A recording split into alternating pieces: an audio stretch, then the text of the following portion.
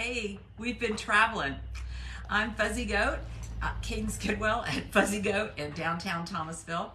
I just got back from traveling, hence being a few minutes late, as well as I'm going to wing it. I have some notes typed up over here next to my camera, but not as organized as I typically am. But I thought I would talk about my travel situation. I guess that's the best way to say it. So Melissa and I just got back from market. We had a fabulous time. I got some stuff to tell you about with that as well. But let's talk about the all-important travel knitting.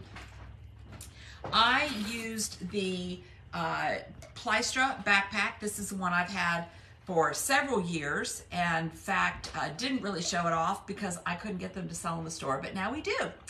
And so I love it. Melissa reminded me to tell you to put enamel pins on yours so that you can tell it apart. Sarah Keller, my dear friend Sarah Keller at Not Another Hat, bought a bag just like this from us, and there we were at market, and we could tell them apart because we had different pins in different configurations. Though we all have the Good Vibes pins on there because we're the Good Vibes girls.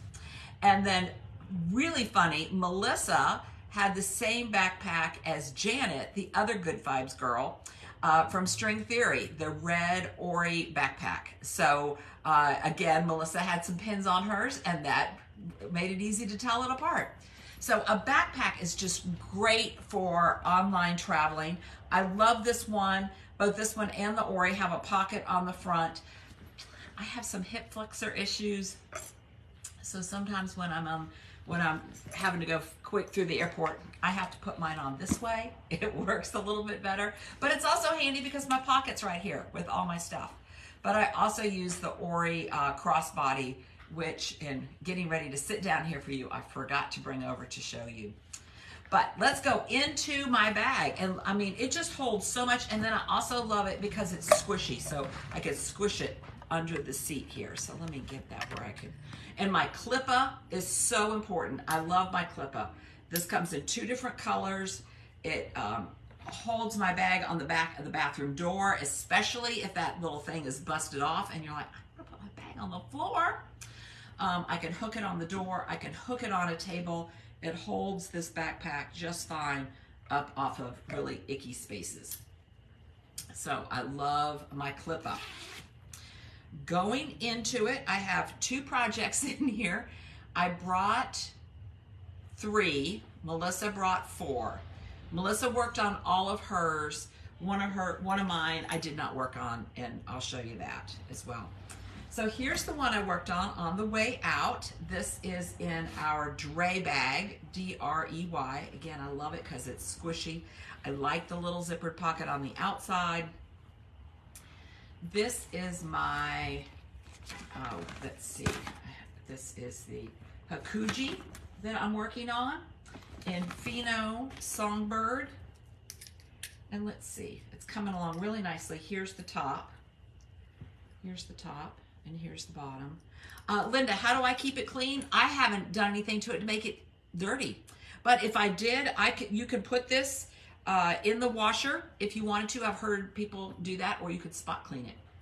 So my Corgi has got this cable in it every so often. And so I think I've told you my little trick here is I always have like a little stash of stitch markers attached to the inside. And then I also have my row counter attached, so I don't have to go digging for it every time. And then because I'm cabling, I'm using a Phlox, and I love this because you can just twist it all up onto and just kind of lock it in place, and it's not going to go anywhere in here, and I can keep finding it. And but it's really easy to undo and use it when I need my cables. So that has been really great. So I had everything I needed right there in my lap, attached to my bag. My skeins differ, even though they're the same. They came in the same batch. So I faded one to the other, and I'm really happy with how that is. That means you just kind of use a random number, you know, like 2 rows of one, 3 rows of the new one, 1 row, 2 rows. You just kind of alternate. Or you could just literally just alternate the entire time. But I like to have to manage those less frequently, especially when I'm traveling. I wanted to get through that, so I was only taking one ball in my bag. But I'm really happy with it. Looks like it's a fade intentionally, like I got 2 different colors on purpose. And I think I'm really gonna like that. So that is and I had to ask my friends at my other yarn shop friends, Corgi is what this is that I'm working on, my Corgi. So that was that project. Cozy cakes also made things so much easier. Let me get that back out and show you. I was not worried about my yarn falling on the ground and then rolling down the hill. So that was really helpful. And so let me skip over for just a second and show you the project I brought, but did not ever work on. I packed this in my suitcase. This is my drawing sweater. So it's a lot of skeins of DK, although I am in just one skein right now. So I thought, oh, this would be perfect for plain knitting because I'm in this section now, which is not motivating. It's super simple. It's just going around. I thought, I'm going to work on this on the plain. But my old lady hip was bothering me, so I didn't want my backpack too heavy. So I never put it back into my backpack to take with me, but I packed it in my suitcase. So in my suitcase, it was getting a little stuffed because I had some things I was bringing back from market. And yes, Renee likes to match her yarn cozy with the yarn. I do too, as best I can. So I've got this one here. This one is blue, and it goes with this. And what was really helpful about this, even though this was in my suitcase, having it all, let me show you. I had that, and I had an extra ball just in case I really got far on it. I didn't get to it at all. But it was very helpful having the yarn in the cakes because I could then, even though they were kind of attached to the sweater, I could take them out of this bag, squish this up a little bit more in the suitcase, and then have these go into those little corners, those little bits in the sections of the suitcase. And that would enable me to zip my suitcase shut. So you never knew that was a really great thing for the cozy cakes. That was a really great way for me to get this bigger bag, you know, when every section of your suitcase counts. In there, zipped up, all of that together. So I wanted to show you that. All right, what else I got in here? I got my headphones. I know I can use my earbuds fall out of my ears. I don't know how you guys do that. My son Miles gave me some lovely ones for Christmas, but they just fall right out. So my headphones are in here. I wanted to show you how all that still fits right in here, and I get my podcast loaded up, and I'm friendly when I'm sitting next to Melissa, but other than that, I'm happy just to be in my own little podcast knitting world. Okay, and then I had this project in here too, and we have more of these on the way. This is the funky project bag. Again, I've got my row counter attached so that I don't have to go digging for it. This one is a brand new sweater, so I cast on this on the way home. Melissa had already cast on sometime during the trip, so she will finish much sooner than I am. And this is Westbourne by Isabel Kramer.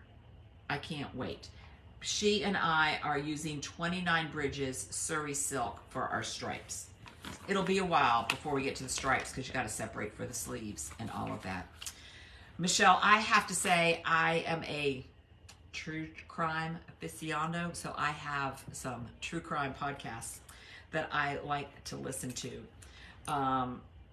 So if you message me, I'll tell you this, but I know it's not everybody's cup of tea. So I also like anything related to the Crown. So I've listened to the Crown the podcast, the official podcast for the Crown. I've listened, there's a Vanity Fair one that's all about the royal family. I have no idea why that fascinates me so much. Some other travel tips for this. So I knew I was going to need 2 needles. I was not, interchangeables would have been perfect, but I was watching all the ounces so that I could move faster, and you know, Melissa can move super fast and I didn't want to slow her down. So I did not bring interchangeables, but I knew I was going to need a 16 and then a 24, or a 24 and a 32. I wasn't sure which. And you know, we get asked all the time, is TSA going to take your needles? So I have my 2 sets of needles. I took them out of the packages. I thought, well, that's just drawing more attention to it. This was not cast on yet, so just pretend that's not on there. I just took my needles out of my packages, I put them together, and I put them into a needle keeper. I somehow feel like the needle keeper kind of doesn't betray that these are knitting needles. Not that we're going to do anything with our knitting needles. I personally have never had any trouble on a plane. Don't hold me to that, but these things have worked well for me. I hear also people who use wooden needles would work really great also. So this is what I had in there, and my ball of yarn and my pattern, and I had all my other bits and pieces. I was going to need stitch markers because I had to cast on like 154. So I wanted stitch markers. I love these little dream boxes. And then I had my little tiny scissors in there, which also TSA didn't seem to care. Again, I don't know if I'm always lucky getting agents. I get asked other things like, you know, they need to pat me down because my orthotic has some metal in it or something else. There's always something else. So it's not like I just always breeze through with no problem. But those were the situations that I had going on in this project that I used on the way home.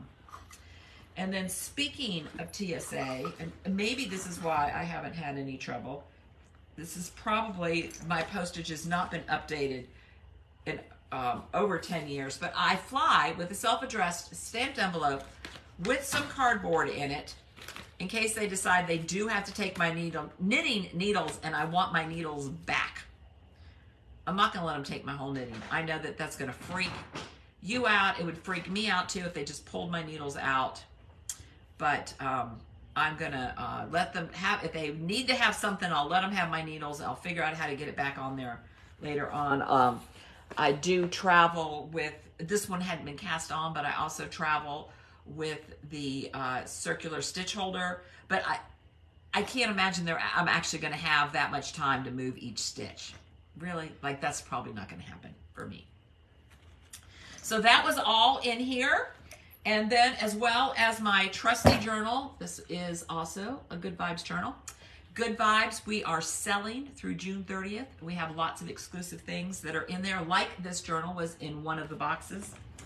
And there was something in here. Oh, one of these cozy cakes is a Good Vibes. They made it just for the Good Vibes people, this little cozy cake. So you'll want to, and I'll have a link up to that. That is our virtual knitting tour. We are going under the sea this year, and we're going to be using 29 bridges in the first box. And so now that my traveling is done, I am hunkering down and working seriously on my pattern for that. I got some great inspiration.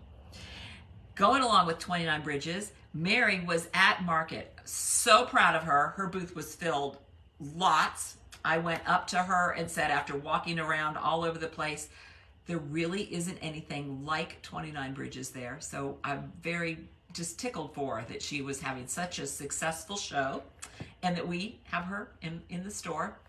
And also want to say that we have some dyers that are not at market. Market is a big production, especially for a small single dyer. That I'm really glad that, you know, like KnitWise Fibers and Copper Corgi, I didn't see anything that was remotely like that. That's just really great that we get to work with them and have them in our shop. So I got this out because I want to tell you some of the things. This is where I organized all our notes. Melissa and I were I couldn't ask for a better team. We went around, we knew some things that we wanted to do, we made notes, and then we reviewed, and then it's like, what are we excited about? What do we want to make? Who is going to buy this? We were thinking of you guys. So let's just tell you a few of the things that we got. We have Sweet Georgia. I had Sweet Georgia in the very beginning. She's actually from Vancouver. And then we didn't have it for a while because the international shipping was a little tricky for me as a new shop owner, but I figured it all out now. So we have Sweet Georgia, and one of the ones that I'm super excited about coming is It's a lace weight, but it's actually can be a little bit thicker, and it's silk and like seasell. So it's people who can't deal with wool or want just a cool hand. We got that. We also got fingering, DK, and worsted, and picking out their palettes. They had it all organized. It was so beautiful. Really excited about that. The first order we placed when we got there right away was polka dot, and Amy is just delightful to work with. She was also some yarn that we had had at another time in a Good Vibes box, and we got fingering and DK from her, and 2 kits. So we're really excited about those. Yes, Georgia and Sweet Georgia is lovely, and lovely to work with. If somebody wasn't lovely to talk to, we were just like, you know, there's plenty of other lovely yarn around. We went to go see our good friend Emre, which is why I'm wearing the sweater again, because I want to tell you a little bit about what I did with this sweater, and meeting up with Earth and Emre, and they have some already finished socks in their yarn. So we got some of those in case you guys want to keep working on your own stuff and you want to give some socks. We got some of those, and we got a really cool brioche kit. And then they have a brand new yarn that we didn't order at Market because we had already jumped the queue and months ago ordered it. And it's, but we hadn't seen it. So we got to see it and squish it. Super soft, 2 colors ply, multicolored, just exquisite stuff. It's gonna be really fun. It's gonna work in a lot of Andrea Mowry patterns. Pasquale, we've had them before. We got them for the first time last year, but this time we got different ones. We had a real plan, like we knew we needed some more baby yarn, so we got one from them that is cotton and bamboo. But as we were picking that, we thought, well, you know, we might like, us grown-ups might like a sweater in cotton and bamboo. So we picked colors that went both ways. We also got a linen blend. We were on the hunt for some more plant-based fibers. We got a fabulous hat, bulky, that it has the little self-pooling. I'm going like this, like I have it on my head. We're gonna put pom-poms on it and make a kit. Monos, I got more Fino since I could see it in person for the sweater that I'm working on, the Hakuji, and also our Girl's Best Friend. We have our custom bundle, but you know, those are not everybody's colors, so we picked some other colors along with that. And a brand new yarn for us, very classy, is a Sayer. Lovely, lovely, from Denmark. Oh my goodness. You hold 2 of them together and you can make these fine pieces. We picked some colors in that. What's really funny is Melissa said this right off the bat. We were starting to look at colors and somebody said, well, over here are our neutrals. And Melissa said, which became our mantra, you all don't come to us for neutrals.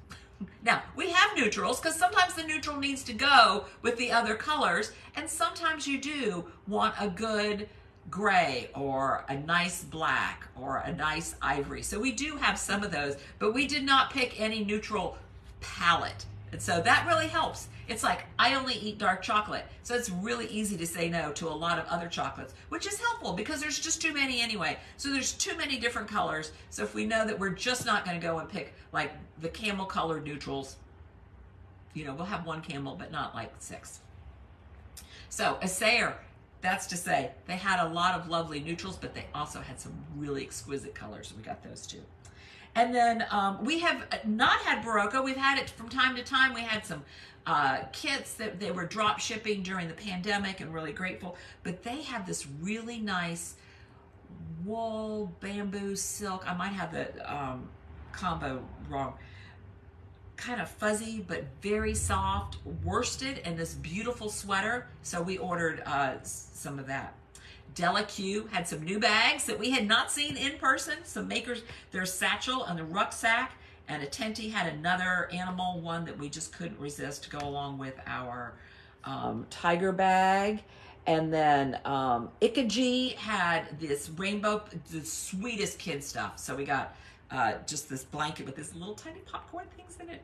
They're gonna be really pretty for babies, and a rainbow pillow. And let's see, I still have other homework to go back and fix, some trunk shows to pop up, but overwhelmingly excited but manageable. We went to classes. I went to one on trends. Let me tell you, I had to send a picture to Carolina, all different kinds of trends. leading to, okay, here's one I never thought of. There's a trend called rom-com core. This is a combination of cottage core and Barbie. I don't know that you guys are that. I have learned about cottage core in the last year. I've learned about that, especially from Madeline. That's kind of rustic, and it's grandma, but it's what millennials are doing. Then there was the one that I had to send the picture to Carolina, because Carolina and Natalie, it's called clutter core, and it's like nothing matches. So it's just like all stuff, because Natalie has her art all over the wall. They just love color. It's just a riot of color. So that's actually called clutter core. So you actually have a name if you live like that. Since I live in a smaller house, ours is a little more pared down. I might have been like that before. I just thought those trends were so funny. As well as it being, so aside from the decorating trends, just how important it is to not be socially isolated. And so just you joining in today, communicating with us, being part of our Facebook group, being part of our Good Vibes tour, all that, they talked about how good that is for our health. So let me tell you about my sweater. Yes, I took it with me because I wanted to show it off at the Earth booth. That's also fun about, what's fun about being in the shop as well as market is like it's perfectly acceptable to walk up to somebody else and start touching their fabric. You know, where else is that okay to do? But when I was wearing it before I started packing, it was a little wide. You might have seen me having to adjust it on my shoulders. I knew that wasn't going to work with me walking around with a backpack.